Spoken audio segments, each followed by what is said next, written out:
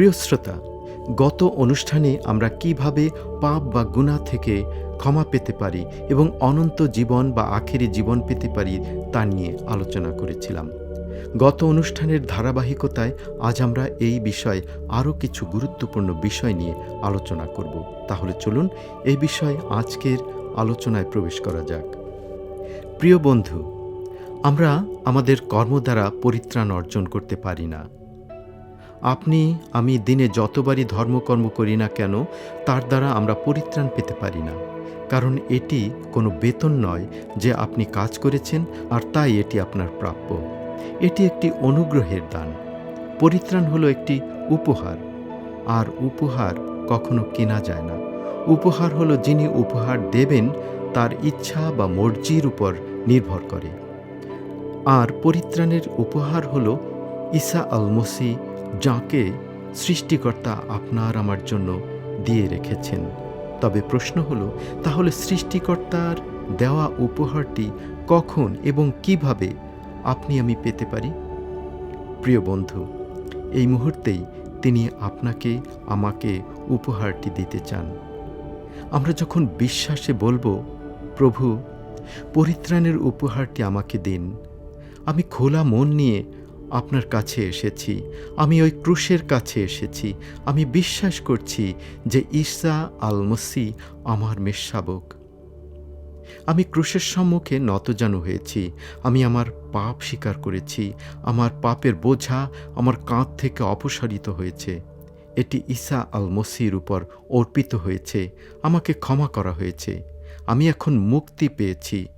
পাক কিতাব ইঞ্জিল শরীফের প্রথম পিতর পুস্তকের 1 অধ্যায় 18 এবং 19 পদ বলে, তোমরা জানো, জীবন পথে চলার জন্য তোমাদের পূর্বপুরুষদের কাছ থেকে পাওয়া বাজে আদর্শ থেকে সোনা বা রূপার মতো ক্ষয় হয়ে যাওয়া কোনো জিনিস দিয়ে তোমাদের মুক্ত করা হয়নি।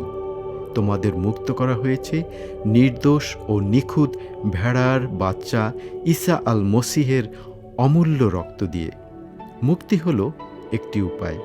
প্রিয় বন্ধু, আপনি কি অবাধ্য হয়েছেন এবং যে সমস্ত কাজগুলো মন্দ বা ভুল বলে জানেন, আপনি কি তা করেছেন? তাহলে আপনি এখনই তাঁর কাছে আসতে পারেন। আপনার সমস্ত বোঝা নিয়ে আসুন, আপনার সমস্ত পাপ নিয়ে আসুন। প্রিয় শ্রোতা, অনন্ত জীবনের উপহার পাওয়ার কাজটি সহজ করতে এই 5টি পদক্ষেপ নিয়ে চিন্তা করুন। প্রথম পদক্ষেপ, সৃষ্টিকর্তা যে আপনাকে ভালোবাসেন এই বিষয়টি মেনে নিন। যেমন পাক কিতাব ইয়ারামিয়া অর্থাৎ জিরোমিও 31 অধ্যায় 3 পদ বলে, তখন মাবুদ তাদের বলেছিলেন, অশেষ মহব্বত দিয়ে আমি তোমাদের মহব্বত করেছি, অটল মহব্বত দিয়ে আমি তোমাদের কাছে টেনে নিয়েছি। পদক্ষেপ 2, আপনাকে উপলব্ধি করতে হবে যে আপনি নিজে নিজেকে উদ্ধার করতে বা পরিত্রাণ করতে পারেন না। যেমন পাক কিতাব ইঞ্জিল শরীফের রোমীয় 3 অধ্যায় 23-24 পদ বলে, যারা ঈসা আল মসীহের উপর ঈমান আনে তাদের সেই ঈমানের মধ্য দিয়েই সৃষ্টিকর্তা তাদের ধার্মিক বলে গ্রহণ করেন। ইহুদি ও অ-ইহুদি সবাই সমান, কারণ সবাই গুনাহ করেছে এবং সৃষ্টিকর্তার প্রশংসা পাবার অযোগ্য হয়ে পড়েছে। কিন্তু ঈসা মসীহ মানুষকে গুনাহ থেকে মুক্ত করার ব্যবস্থা করেছেন এবং সেই মুক্তির মধ্য দিয়েই রহমতের দান হিসেবে ঈমানদারদের ধার্মিক বলে গ্রহণ করা হয়। পদক্ষেপ 3, বিশ্বাস করুন যে ঈসা আল মসীহ আপনাকে পাপ থেকে উদ্ধার করতে পারেন এবং তিনি করবেন। যেমন পাক কিতাব ইঞ্জিল শরীফ ইউহান্না 3 অধ্যায় 16 পদ বলে, সৃষ্টিকর্তা মানুষকে এত মহব্বত করলেন যে তাঁর একমাত্র পুত্রকে তিনি দান করলেন, যেন যে কেউ পুত্রের উপর ঈমান আনে সে বিনষ্ট না হয় কিন্তু আখেরি জীবন পায়। প্রিয় বন্ধু, আপনি নিজেই নিজেকে রক্ষা করতে পারেন না, সেটি একেবারেই অসম্ভব। বিশ্বাস করুন যে সৃষ্টিকর্তা আপনাকে ভালোবাসেন, বিশ্বাস করুন যে তিনি আপনাকে রক্ষা করবেন।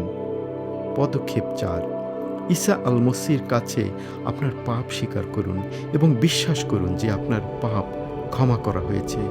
পাক কিতাব ইঞ্জিল শরীফের 1 ইউহান্না 1 অধ্যায় 9 পদ বলে, যদি আমরা আমাদের গুনাহ স্বীকার করি, তবে তিনি তখনই আমাদের গুনাহ মাফ করেন এবং সমস্ত অন্যায় থেকে আমাদের পাক সাফ করেন, কারণ তিনি নির্ভরযোগ্য এবং কখনো অন্যায় করেন না।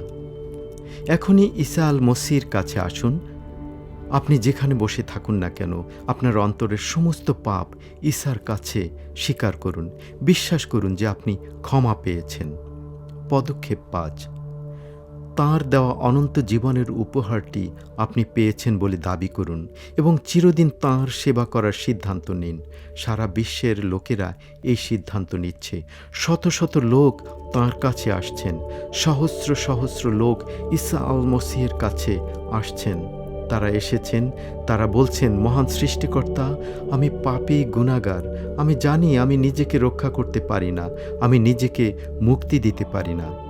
তারা এই বলে ঘোষণা দিয়ে আসছেন, হে প্রভু, তুমি আমার জন্য কোরবানির ভেড়ার বাচ্চা, তুমি প্রকাশিত কালামের সেই ভেড়া যার কোরবানির রক্তে আমি পাপ থেকে মুক্তি পেয়েছি।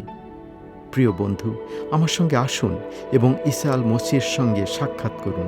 তিনি কুষ্ঠরোগীকে সুস্থ করে সূচি করেছেন, ক্ষতিগ্রস্তদের আরোগ্য করেছেন এবং পাপীদের ক্ষমা করেছেন।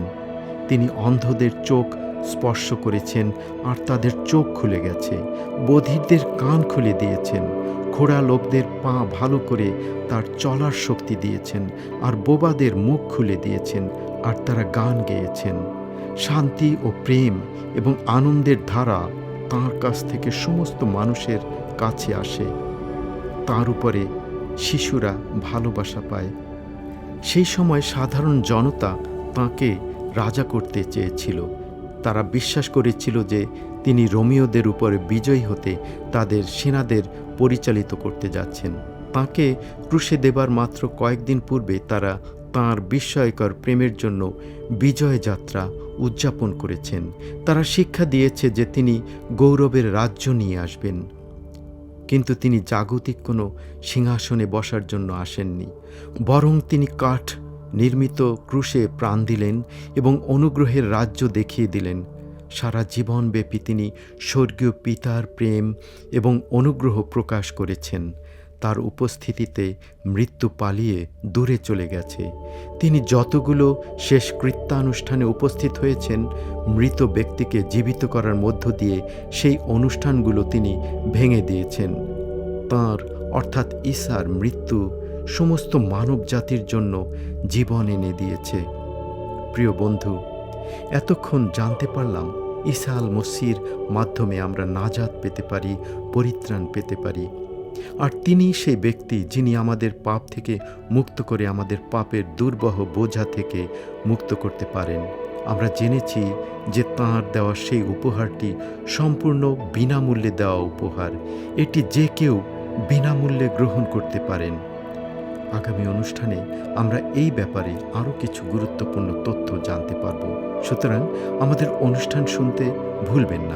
আমাদের ধারাবাহিক এই অনুষ্ঠান সম্পর্কে অথবা আজকের আলোচিত এই বিষয়ের উপরে আপনার যদি কোনো প্রশ্ন থাকে, তাহলে আমাদের কাছে লিখে জানাতে পারেন।